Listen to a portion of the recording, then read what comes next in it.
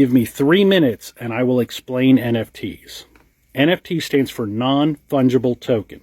Fungible is a term we use mostly in economics, and it means interchangeable. So if I borrow $1 from you, you don't expect me to give you the same dollar back. And the reason is because dollars are fungible. They're interchangeable. But an NFT is non-fungible. It generally represents something specific in the universe. They don't have a physical existence themselves. They say token, but they exist in the cloud. They're maintained by computers, and we know who owns every NFT. We can keep track of that. We know that they are unique. They can't be copied. They can't be forged. They can't be hacked. We know who's got every NFT. So that means we can attach NFTs to ideas. We can attach NFTs to physical things. We can attach them to almost anything. They're commonly used to validate the authenticity of art. So let's talk about that. I've got a painting.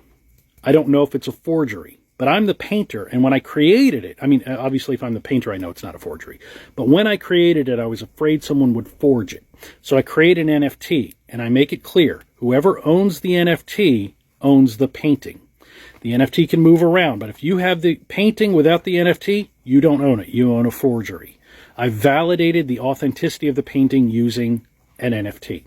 Now let's go a step further. Let's say I am the artist and I say, okay, I want to sell my painting, but I want to display it in a specific museum. So I stipulate you can buy the painting by buying the NFT. The NFT will move to your possession, but this painting must remain in a museum. Now, this actually happens sometimes with real paintings. An artist might say, okay, or somebody might sell a painting and go, look, you can own it, but you have to bequeath it to this museum.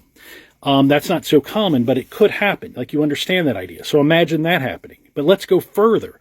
Let's say it's a mural, okay? I want to sell my mural. How do I do that? I sell you the NFT. Now you own the mural.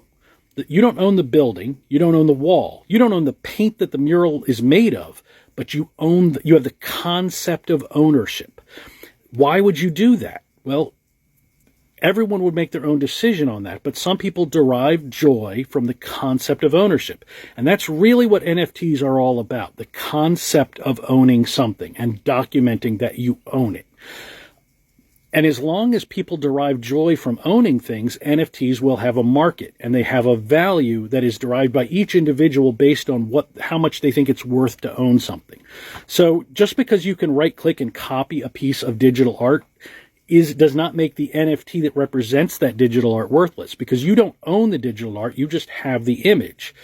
Like baseball cards. You don't own the player, you just enjoy owning the card. It's all about how